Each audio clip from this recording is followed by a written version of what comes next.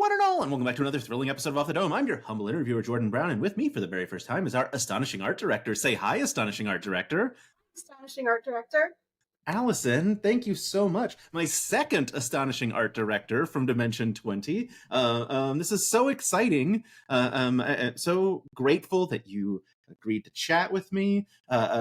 So excited for everything that we're going to talk about. But first things first, which intrepid hero would be best at Ninja Warrior? Oh God. That's a good question. My gut reaction said Lou. Yeah. But though, after watching Game Changer, or not Game Changer, yes, it was Game Changer, where Brennan just like all of those push-ups, I might be yes. Yeah, that's fair. Yeah. Yeah. I think I tried the course. It was hard. Yeah. I mean, I absolutely believe you. It looks hard. The vibe I like to do on these interviews is I start with a question that is virtually indecipherable for everyone other than the two people talking. I just like to start things bad for the viewer. It's great. Yeah. It's great. Yeah. I'm super excited to talk to you because obviously we're halfway through now, Fantasy High junior year.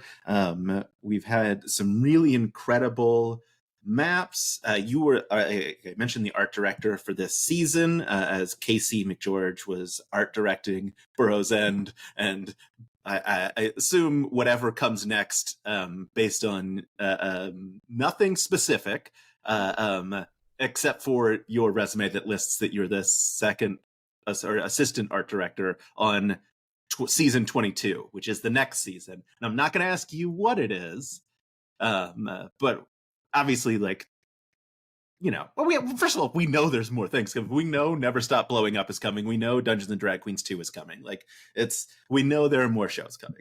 But yeah, I'm super curious. Like, how did you get here to Dimension 20? What was that sort of journey like? Because unlike so many other folks, you don't have the Ithaca College connection that everyone else in the art department does. It's hilarious, actually, because for one, Ithaca is gorgeous. You know, you gotta know it. My husband actually went to Cornell, and I almost went to Colgate, so I almost hit that like Ithaca, New York centric thing. No, I guess the short version is about a little less than a year ago. I was looking for work, as many people in my industry were pre-strikes, and I saw a post on a Facebook group that was like, "We're looking for an art director for a comedy D&D thing," and it was just kind of, vague. And I was like, "Comedy and D&D, I love D&D, and I know I'm an art director. Like, let's do it." And I applied, and then looked up Casey and freaked out, and told myself all weekend, like, I'm not gonna get a call back. Like, there's probably hundreds of people that saw this post, and then I got an interview with them, and kept it pretty cool. Panicked afterwards, and then by the time I had finished writing my like, "Thank you so much for interviewing me, like, if you need any other information," I already had an email in my inbox saying, "We'd love to have you." And That's amazing. Been, like, jumping on a moving treadmill ever since, and I love every second. So I've never been employed by anyone at Dropout, but having gotten to interview some like big folks there, I get the vibe of like, I think I played it cool. Although, like, I interviewed Abria, and when I was watching back my interview, I was like, boy, you're swearing a lot more than you normally do in this interview. I think you wanted to seem cool, and somehow you like jumped into like, well, if I say fuck a lot, she's gonna think I'm cool. Has a very infectious energy about her, yes. too. And so it's just like, once you start, you just go. You just go, and you ride the Abria wave. So, and part of it was because, as I think we basically ended up shooting Burroughs End and Fantasy Art junior year, like very, very back to back. And it was just the sheer lift of both projects was a lot. And, just managing that many people and the teams and the time. And we had the shop was huge. It was full. We had tons of model makers for both. So I was really, really grateful to be able to come on and help. And I learned so much from Casey, and by learning and watching what was going on with Burroughs End, I was able to sit in actually during a lot of it.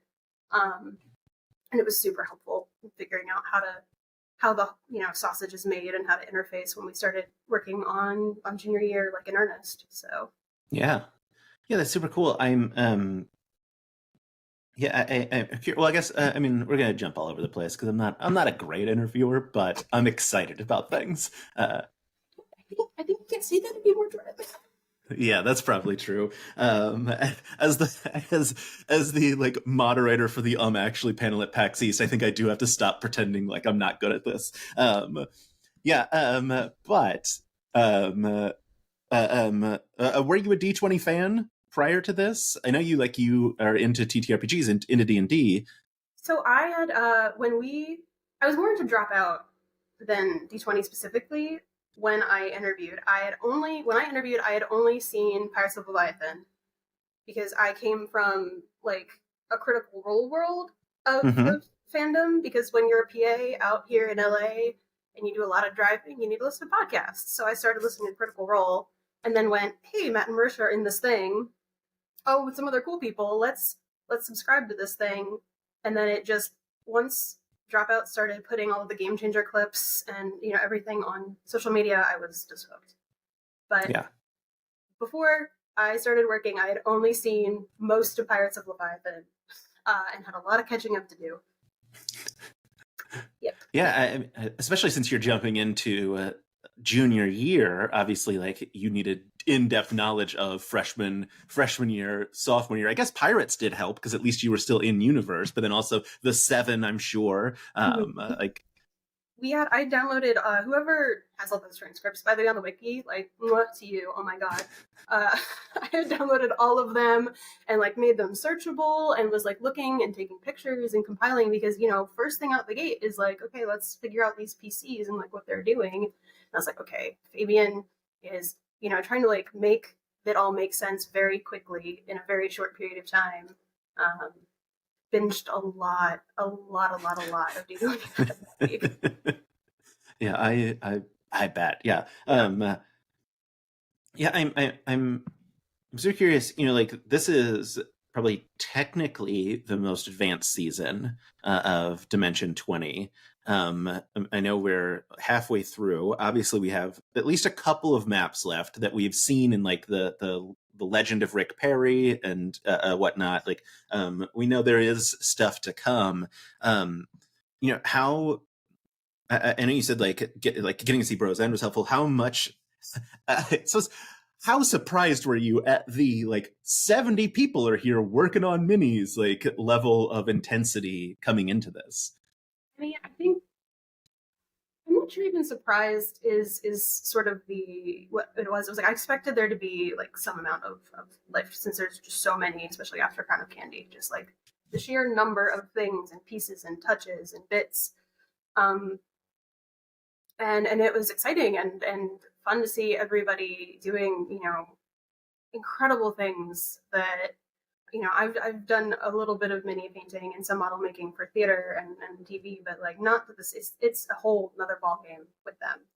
And, it's definitely, I'm used to managing teams of a number of people, so that definitely helped. But it was exciting, and it's fun to see and talk to everybody and get their experiences and just be wowed on the regular by tiny little, I don't know, turtles eating pie. So yeah.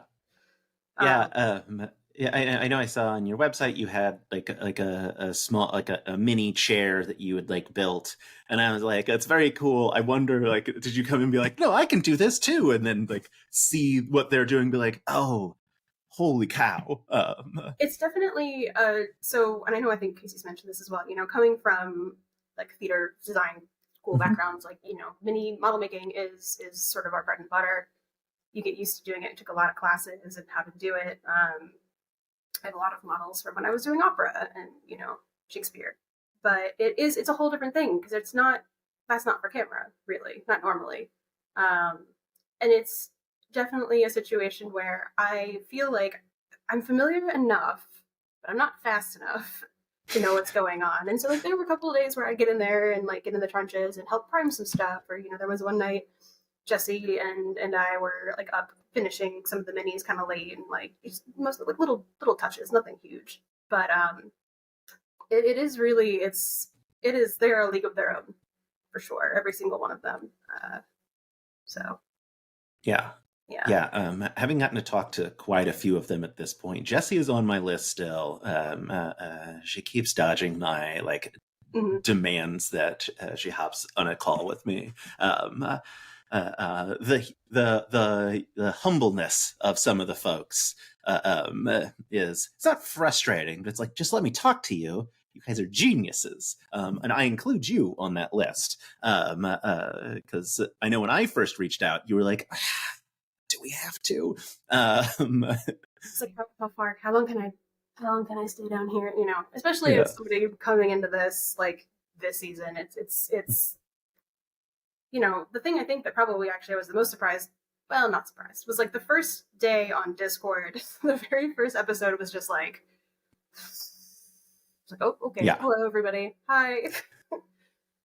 So, it's exciting. It's so fun to see how much everybody loves it. I mean, it's super cool. Like that. Like I mentioned, that it's a junior year of like everything to come in. Like you come in at really like the peak excitement for fans of, people have wanted this for 4 years now, hoping every time new seasons were announced, it was like, will it be junior year this time? And like to the horse season. Just saying. You all know. Yes. Yeah. Right after Percy Jackson. Yeah, right after Percy Jackson. Oh man, truly one of my absolute favorite things that's ever happened. And like such a joy to like get to talk to like Jasper about it. I've talked to him about it, and I talked to Carlos about it. Just like so much fun. And I had the very fun moment in that where I posted a video where I was like, hey, I think you all are ignoring the like blue and the tree and just focusing on the lightning bolt. And boy, did the Percy Jackson fans come for me to explain that blue is actually very important to Percy Jackson. I was like, all right, well, I'm 40 years old. I've never read it. I'm sorry. I read the first book a long time ago. Yeah. I'm actually probably going to watch the season, the Disney, but whatever, no, it's fun seeing what people now, also with Never Stop Blowing Up, for example, all of the wild guesses that are floating around and, other things that are yet to come, things people hope for. So it's fun. It's fun. I'm kind of lurk on Reddit and in the Discord and, watch as things go by and chuckle to myself. Like we all, I'm sure others do. So. Yeah, I am. I know, like, I think inevitably someone will have guessed it right because it's that like a million monkeys and a million typewriters kind of thing of like everyone is guessing everything. But yeah, it's very fun as a chief like wild speculator out there in terms of just like what could it be. It's very fun because I never expect to be right.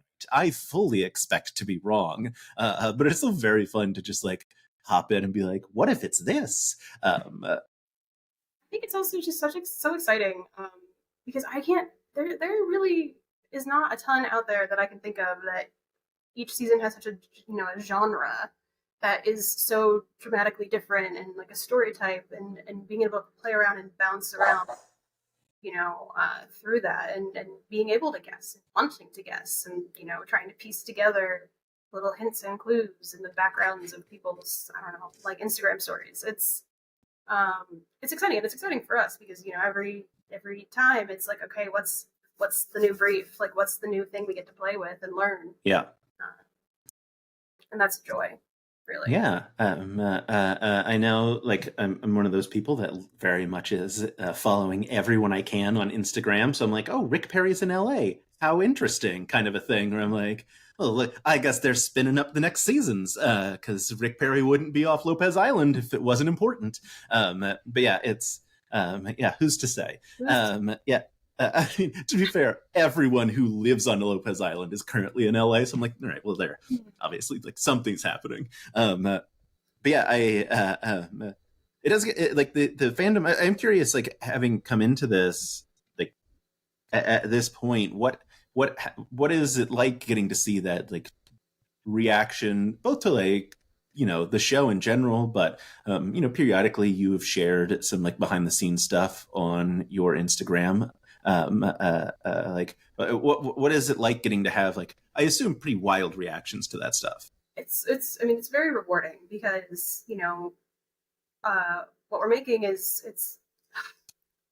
it's like showing making something for your friends.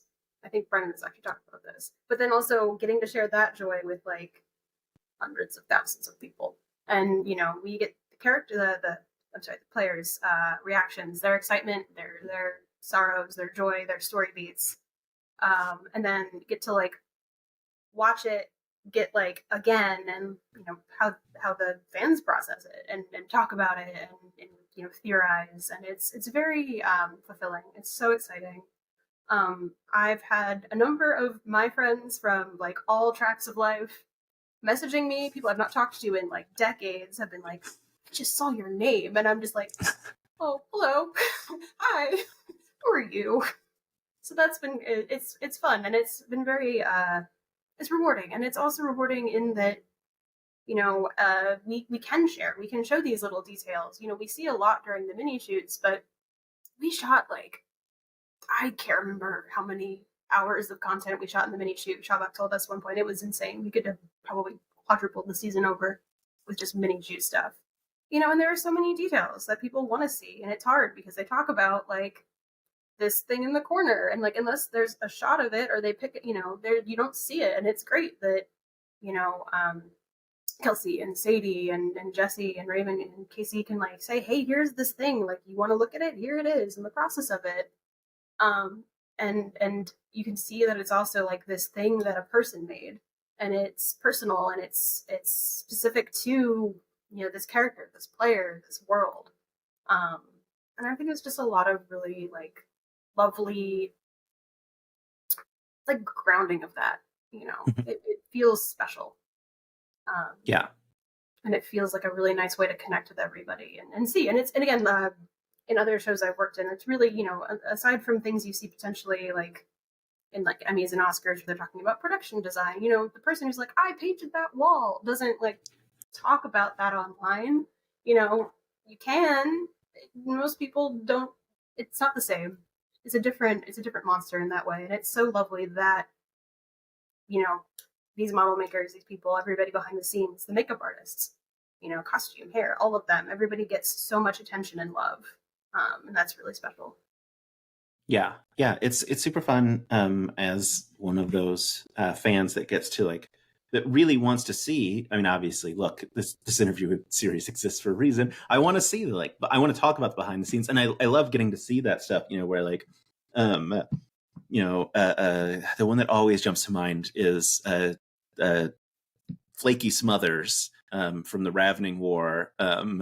Just because like we didn't get to see him on camera, like well, and so like getting to like those like backup minis and stuff like that Shane shares or whoever shares. Yeah, it's always so much fun to see. Like, oh, I think it was. Yeah, it was Jesse that shared like, and this is a great transition. The Vulture King mini build. Yeah. So the Vulture Dimension. The Vulture. When did you get brought in on what sounds like a full like mania break during a pre-production meeting? I think that by the time I jumped in, Brennan and Rick had already talked about the Vulture Dimension. I'm pretty sure, almost positive. You know, uh, so much of like, I just remember like my very first meeting with them, you know, was sort of Brennan talking about how much it is important to like hold up the bit, no matter how stupid, like this level of I think grandiosity is probably the word he used. You know, and man, is the Vulture Dimension that like quadruple times over, and what a joy! We were so excited, so happy. um, it was so fun. It was so fun to bait them and to watch it just unfold exactly probably as Brendan expected. Yeah, just a magic watching, because I remember in the first fight where there was the vulture and they're like, there's a vulture, and I was like, oh, that's funny. And then in this one where there was another one, and I was like, I can't believe Allie is fully just like wasting their turn going over there. Like Principal Grix is like killing people and badly hurt, and Allie's like, I want to talk to the vulture. And then like the animatic starts, and like, yeah, Cackling um, stage, cackling, yeah, waiting for it to happen. Um, just a beautiful thing, and just the yeah. way that it works with the projections, like feathers, and just so good. Yeah. Yeah, I'm talking to Derek and Ruby, I think next week. Because also I was like, we got to talk about the Vulture Dimension projection as well. Like, there's, I don't remember, I think they posted something, I think Derek posted something about like how many individual feathers they had to like animate for it to work. It was like, I can't, I, I want to say Kate made like a brush. I remember we talked about this. Kate made like a brush for it, and that way they could just play with it, and but the whole thing was um, a masterpiece. So yeah. good. So I think I messaged Carlos because I got to see that episode early. And I messaged him because the beautiful thing about getting to see episodes periodically early is like it's amazing and I love it, and like of course I want that every week. The bummer is when something like Squeam happens and you're sitting by yourself and you're like, I don't know, I don't have anyone to talk to about this. What Yeah, yeah, it was. the confusion over Squeam was, I think, Oh, very surprising to many of us. We were like, "Wow, they're confused." Okay, yeah. but no. Back to Thistle Spring though. The Thistle Spring battle in general, I think, is probably was the shop's probably favorite fight. You know, Mm-hmm. it was the third, yeah, third of the season, so there was enough time to like really let it like marinate and like sink in, and like the time spent on the tree and all the little details and all the little, you know, the little nods here and there, like the ficus is there, and it's just everybody really got to like have such a blast with that one, on top of the mania of the bots and everything too. We actually had a watch party for it because everyone loved it so much here not that long ago. So it was really nice. It's super And fun. Yeah.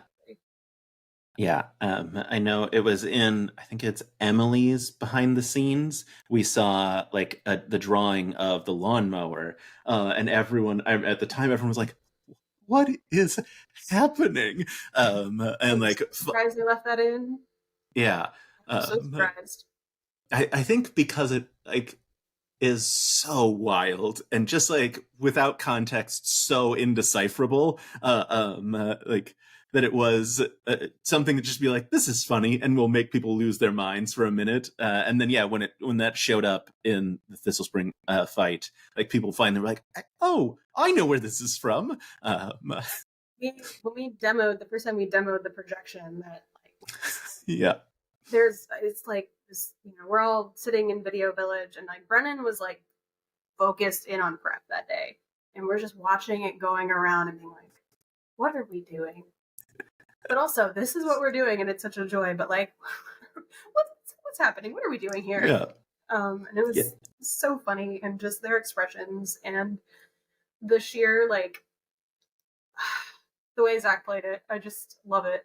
Every yeah. moment, it just felt so good to make someone react that way. It was great. Yeah, yeah.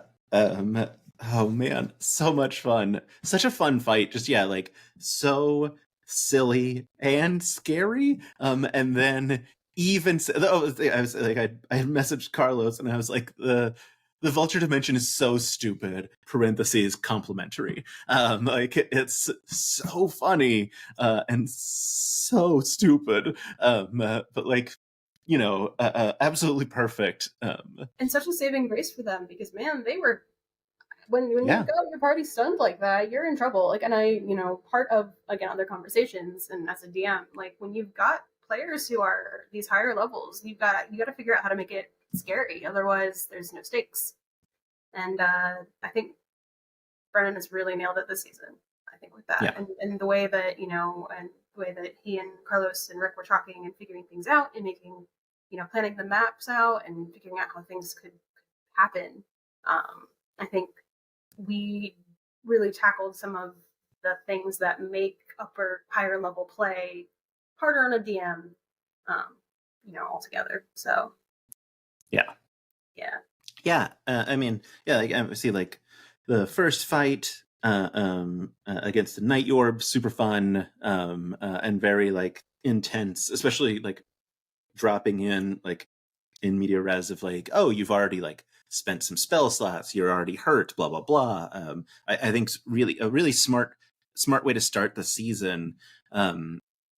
And then yeah, the mall fight, boy, what a stunning set that was. I tried to get Casey to chat with me about it, and they were going to, and then got too busy with whatever y'all are working on now. And they're like, no one will care about the mall fight like in a couple of weeks, and I'm like, that's not true, but fine, go be busy. yeah, that was so fun and so exciting too. Like plan, Casey, was working with Rick drafting it all out. I think either while Burroughs End was shooting, or there was one night I remember we were all staying late. They were drafting, and I was like talking with our, our minis, the 3D printers and stuff, and trying to figure it all out. And like all of the little pieces and all of the mall props, all the clear resin, which are none of which are like actually attached or glued down, aside from I think like the bank with like where the palm trees are. Everything is its own piece. So I think that map has the most minis on it, I think, of the season, probably because of all of like the trash cans and the strudel wizards and all of the little elementals. And it spent, I think, I want to say the team took, like when we brought it over and they had to like place everything, it took them like almost an hour to place everything. Yeah, And I'm furious. I'm taking notes, trying to be like, okay, this trash can is on this grid square because we have to redo it in the mini shoot and it has to be exact. right. So Yeah, that one was like a 3-dimensional chess puzzle in its own way. And we're all just like, it's super fragile.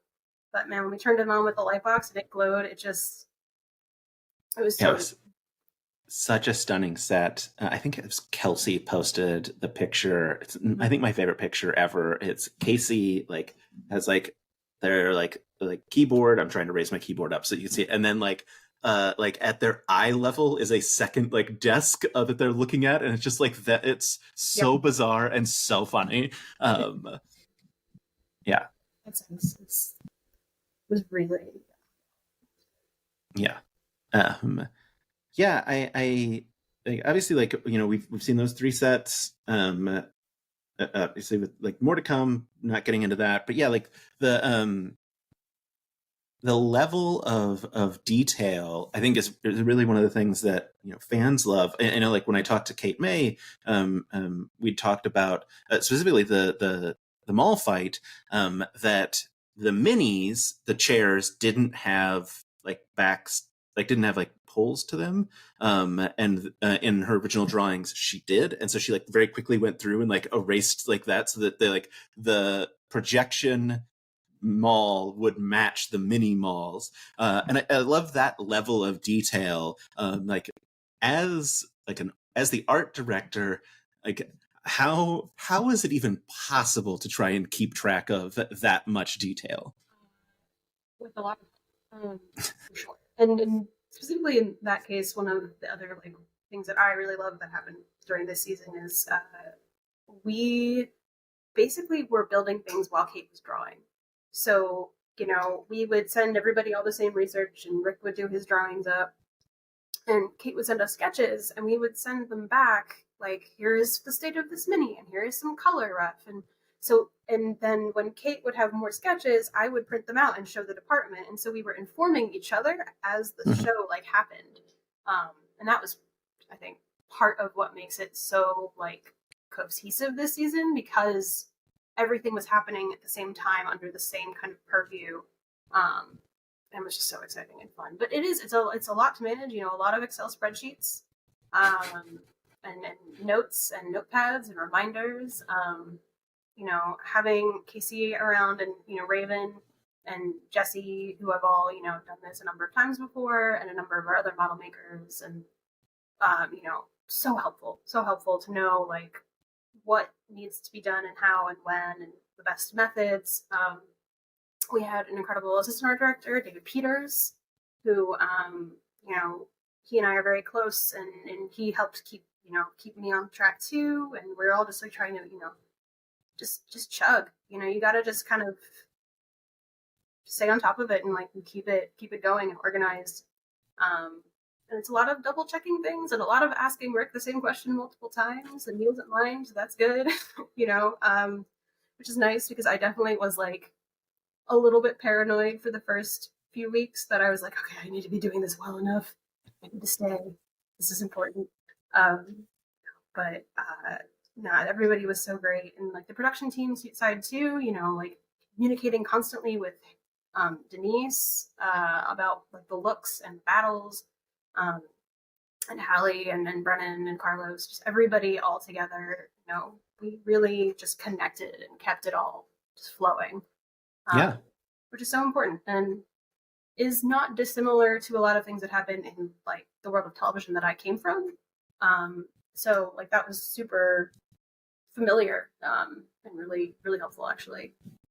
Yeah, I'm actually super curious about speaking of that, like that sort of like reality TV versus scripted TV versus Dimension 20 versus like theater. What sort of is there a thread that sort of connects them? Are they such different beasts? What makes them similar and different? Um, the little bit of reality that I've done is more similar in the like, suddenly something is happening and you need to go out and get something right now, moment, or like, oh, they want, this extra like summon. Let me quickly find a model, and like we'll get it printed overnight so they can have it for tomorrow. Those last minute um, finds, or needs are much more similar in that way, because it's not scripted, and even if we know what's coming, we never know what's coming, because it's this show in this group, and you got to just constantly be on your feet, and that's so fun. The scripted world is, I guess, a bit more like normal, like theater in a way, because you know what you're working with from the get-go.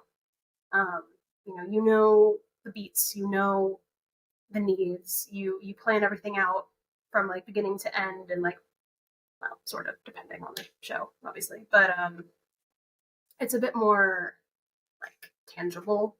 I mean, there are still like script changes, obviously, TV, but for the most part, you've got a thing, and you know what it is. But it's also a much more, in my case, it's much more hands-on than working on a Netflix show has been. Sometimes you'll do like a graphic or two, depending on the show, but as opposed to really being able to like get in the trenches in a theater production, or in this case this show, doing graphics, and helping, literally putting things together. And I really missed that, I think, from some of my early like first couple of years doing TV out here. I was like, I really like the work and I love the people, but I'm like, I want to draw. I want to get like something that's there. I want to, feel it and like interact and be on set too. And that's the thing that's really been nice. I've been able to, be on set when they're filming the show, and be able to like be reacting and keeping an eye and know what's going on, which is so nice. It's good to be in the know. Yeah. Yeah, I imagine obviously very helpful, especially like when things are changing. Like, next week they're going to Falinel, and there's in the preview we see I don't know, well, I mean, it seems very intentional, but like the old dome like graphics instead of like what we are seeing normally, and already wild speculation out there that it means it's time travel, like all sorts of stuff, of like what could this mean. And one of the wild things is people will just DM me with their theories, which I very much love. But like literally just be like, I'll open up Instagram and it's like, do you think it's this? And I'm like, I don't know. But yeah, it's sort of in a similar vibe. When they shot the Dropout Presents recently, and I got to talk to Sam really shortly after that, and I knew where Sam was during Dropout Presents, and I knew what he was wearing because people had messaged me to like let me know. Because obviously I didn't attend any of the shows, so it's very strange to just be like, yeah, I have like a really weird depth of knowledge about things because people just send me their theories. But yeah, boy, I don't know if that was a question at all. Let's jump back into an actual question. Thaco Bell, mwah, so good. So Uh, yeah, it was my favorite one. I messaged Rick about it. He told me that it was you that had pitched it. And then I attempted everywhere I saw someone talking about it, because I saw it in quite a few places, to give you the credit you deserved for it. So like if someone was talking, because I saw a few posts, people like, like talking about them on Reddit, and I was like, that one's Allison, like, and like oh, dropped like anytime I could see. Boy, what was that? I mean, a meeting, an email thread. What was the process for store names? I think very early on, once we realized it was sort of spectral, astral dimension mall. I mean, the show's already had like puns in it, pun store names, and every good D&D game needs some fun puns. Uh, and I think it was just a decision, and we're like, let's just crowdsource a whole bunch, and I asked the shop. We had a Slack thread going, I think. I even was like talking to my husband and being like, what are some puns that you can think of? I think Ochre Jellius is my second favorite. It's very good. As a big lover of Orange Julius at our mall, like not going there, just seeing it, just like So having that be in there was also great. Yeah, we had, I think, a good like 20 or 30 names we had to like cut down on. But yeah, it was great, and we had the graphics done, and like lasered in there to look like the stores, and then Kate added with the projections, Build a Bugbear being my favorite with the little Fan Flower reference. Yeah, so good. Also another favorite thing that like the fandom was just like, hey, and like a screenshot of like this one frame of like, that's KP Hobb, Yeah. like in Build a Bugbear, and I was like, that's a solid work. It's so fun, and it's so rewarding too, because then Brennan knows, like, we talk, we clear everything, with them, but it's still the joy of like seeing it and like seeing him react and the cast reacting to the stuff and being like, oh, look at that, and it is a joy. Yeah. And just like little ways to feel like being part of the conversation and being part of it, and making it all happen. Yeah. Yeah. Yeah, it's so good. And I mean, on the plus side, the mall exploded, and theoretically, they will have to build a new mall. So maybe you got, like, I'm assuming not this season. You don't have to say whether or not, but like maybe the cut names can be in the next mall. And like since all those stores were destroyed, yeah, That gateway through the Strudel dimension. Yeah.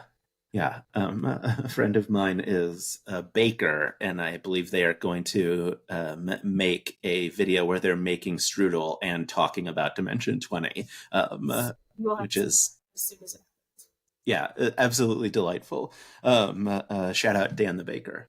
Yeah, super fun. Yeah, uh, uh, I'm glancing at my notes because I'm like, what? What? Because my notes are just nonsense. But yeah, like I said, also I jump around a lot. So back to Thistle Spring. One of the things that I I was shocked about in the preview was the full nudity on display in the minis. Super funny. Was what was the orders down from Rick? What was the discussion like of like there's going to be a nudity tent? Get cracking. You know, uh, it was sort of just like, all right, like makes sense, like let's do it, and I guess at that point you had been working on the lawnmower probably, so like nudity in the minis probably wasn't that surprising. yeah, no, I mean, it's one of those things where we did have to, we source a lot of our minis, on STL websites and seeing things, and there's definitely sort of this section online we had to go to, be like, okay, we need to, like, yes, I'm older than 18, and then, like, we're buying the rights for files or whatever. We're sending production these emails being like, please just go with the flow here. Please just accept it. Um, but yeah, I you do it makes sense when it happens, and I think it was just fun and like lighthearted, and it kept everything kind of amusing and silly. And sometimes you'd be like, well, this is what's happening, and you don't share certain things to Instagram because your parents are there, and you're like, all right, well, Yeah, fine. and I don't. Yeah. You might not be able to share it on Instagram. I don't know what Instagram's Uh, rules about. Yeah, the last I saw, there was like a black bar in yeah. front of things. I'm pretty sure. Um, but uh, Frosty Fair was fun too because Brennan gave us like some really good research about some of the events he's been to and his familiarity with it, and everybody kind of chipped in and talked about some stuff. And I think that going from that, also just like right from the mall, like the contrast of those two sets, like very like geometrical and like all one color, to this like very verdant, bright, the flashing stage lights. Oh, here's a fun fact: the flashing stage lights are on little 3D printed minis of the actual stage lights that they would be. We took the like stage lighting, and had them printed up and hung them, so they actually, which was really fun. A That's fun super little cool. touch. Yeah. Um, but it was just, it's silly and it's fun, and that is the joy of it, you know. Yeah, Um, so yeah. I know Siobhan in her behind the scenes called it. I think she called it the Goofs season. And then the second episode hit when it was like as like they were just like beaten down and driving back, and everyone was so sad, and like all of the internet was like, "Hey, Siobhan, not just goofs." But it's, I was definitely like, we're full cackling backstage most of the time, watching what's yeah, going on, especially during the adventuring parties. There are some nights like the blanket night where it's yeah. freezing on that stage, so we understand. But just, I have some screenshots when that was happening, just because I was just like, this is so ridiculous, and it is late, and we are all like wired and exhausted at the same time. And Hmm. man, do we feel that. Like, it was just that, that whole vibe. Yeah.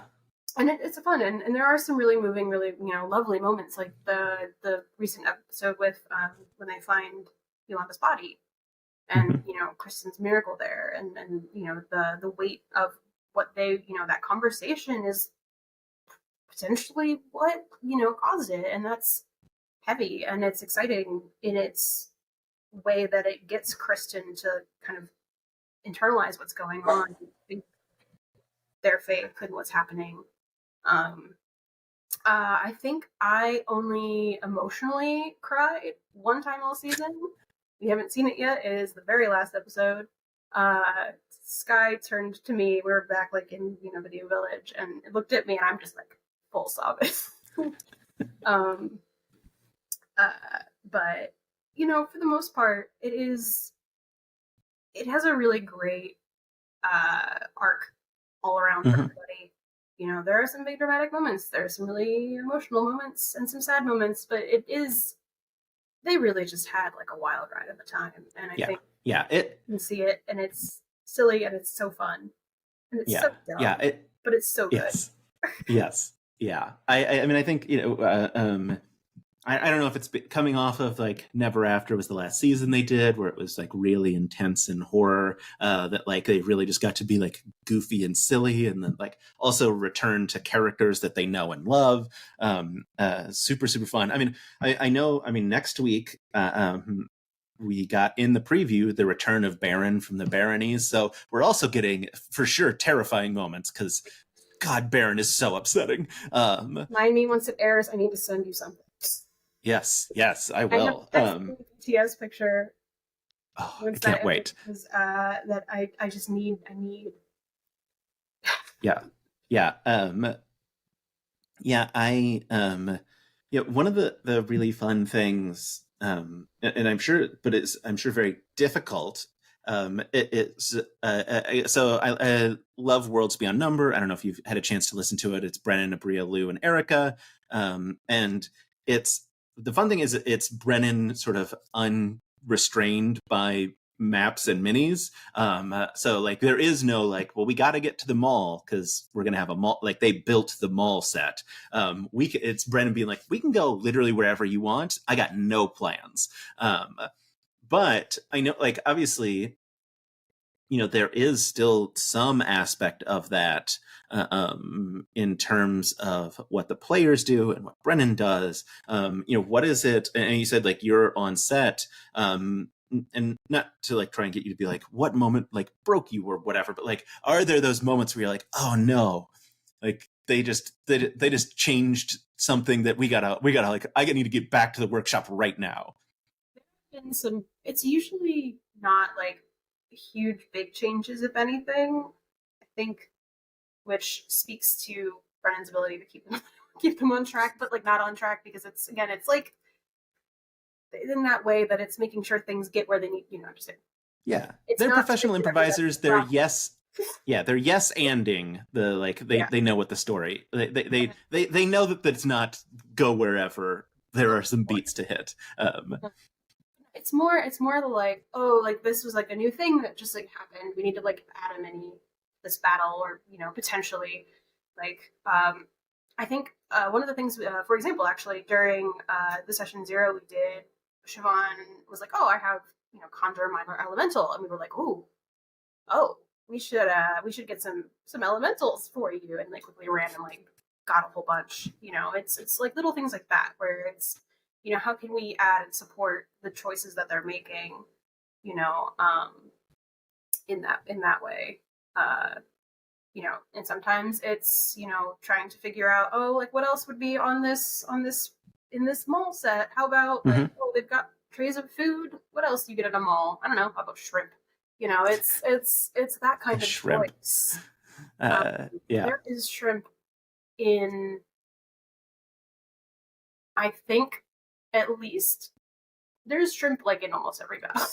Basically, they're hidden. There's a shrimp. There are shrimp hidden in Visible Spring. There are no shrimp hidden in Vulture Dimension, though, to my awareness. But Yeah. the next few also keep an eye out for the shrimp. Everybody, you can send them if you find them. Um, but it's that same thing, right? It's how do we support the bit? How do we make them Mhm. have the best time and tell the best, most exciting, and interesting story? Um, Yeah, well, one of my favorite that kind of stories is it was during I think Coffin Run. I'm like 90% sure. And they make a joke that one of the NPCs has 6 buttholes. And then when that mini shows up in the next fight, Shane had put 6 buttholes on it. And they're like, we just said this, and now it's like it's a real thing in front of us. there is a moment that is yet to come where someone says something, and I literally ran out the studio down to a store to go get something so we could hand it to them in the next like 20 minutes. And I was very proud of myself for that. They were like, how? It's very good. I was like, here it is. So, yeah, you know, it's very much just, you gotta be ready to go, all in, and we make it happen. Yeah, that's super fun. Yeah, I know. I've talked to like Vic, Michaelis a ton about VIP, and like that sort of like so good. Yeah, but sort of like that similar vibe of like they call for something, and then like they have like a huge table of props, but like they walk out with because so the Nana episode, the book that they have that they read from is a book of acrylic nails. There is obviously no like paper or text in it. They just open the acrylic nail book and improv like the chapter that they're reading, and then like close it. But like like whoever like the director and various folks backstage are like, okay, what do we have that kind of looks like a book? It's like, oh, here it is, like take it out. And it's like that level of, because everything is improvised, you don't know exactly what's going to happen, and then the commit to the bit of as Brendan would say, like being a bit janitor of like, all right, someone said a thing, time to clean it up, like so good. It's Yeah.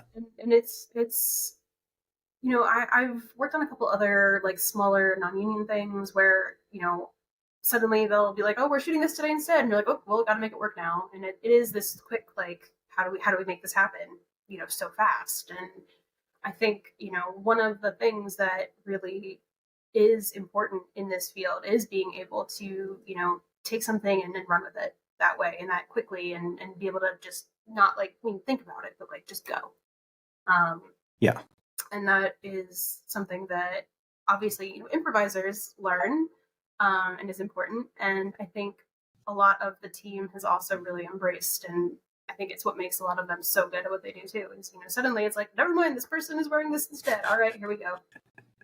Yeah. All right, here we go. All the time. So yeah. Which I just think is part of that magic of the show, of just like, oh yeah, it's wild things are happening, but it feels like we get to be in on the joke with it. I you mentioned like cackling through adventuring parties. I'm curious, in your like binging of Dimension 20, were you aware of truly how wild adventuring parties got? Or was that like a joyous thing to discover on set? Definitely a thing to discover, because I when I was watching when I was actually like watching the first season doesn't have adventuring parties at all, so obviously, right. And then they start adding them. I think, or they have, it was called something slightly. There was something different for sophomore year. I apologize, I'm not actually fully sure. But yeah, no, there were definitely some nights where we're there and they're just talking about breakfast sandwiches, and I'm just like, okay, all right. I mean, it makes sense, but that's again part of the joy. I think it's always really good to have a like a post session like chat with your group. As a DM myself, like I love sitting and talking with them afterwards and being like, hey, like what worked, what didn't, like what's good, and like, did you like the pasta? Whatever comes up.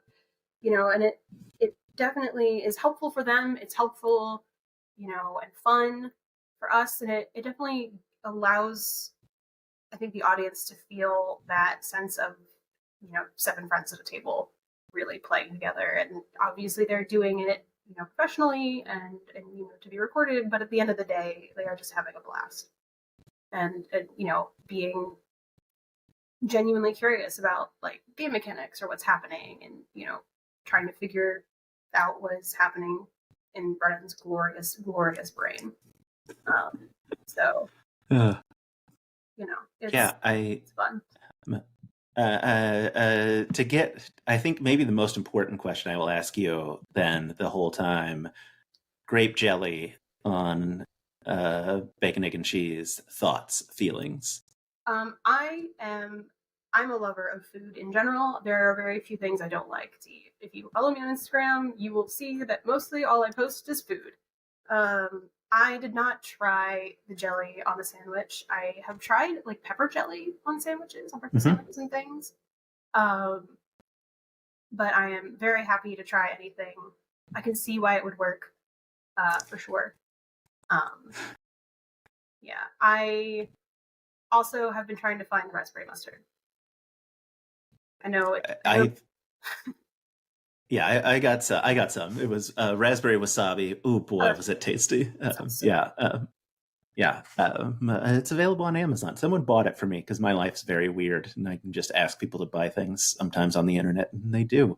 Um, I yeah. definitely was it during birth, and Jasper brought some like tea from the UK, and Hmm.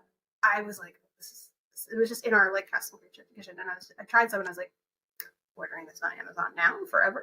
Just like got like a huge just collection of British teas upstairs. It's so fun to see like the wild things that come out of that, and like exploring and trying stuff, and the joy of it in that way. Yeah. It's great. But yes, Yeah. I will not say no to a breakfast sandwich with grape jelly on it until I try it. Yeah, that's fair. Yeah, I love that. Just Although I like, would say a thing that came up that was not brought up that I think would also be a contender would be like a spicy aioli. hmm Always good. yeah, agreed. Look, oh man, I haven't Yeah. found any. Like, I made the mustard and the grape jelly. I love both of them. Like, I'm there for it. Um, Allison, this has been absolutely incredible. If the folks did want to follow you on Instagram to see those wonderful pictures of food and sometimes behind the scenes stuff, where can they find you? Sure. I am at Poetical Pirate on Instagram, also Twitter, and I think that might also be my Discord handle. But yeah, you can find me there. Thank you so much, Jordan. This was great. Oh, this was absolutely delightful. I'm so grateful any of these interviews ever happen, because every single one of them is so much fun. I'm also, fun fact, I do not know how to end an interview, so I'm just gonna hit stop recording. Good.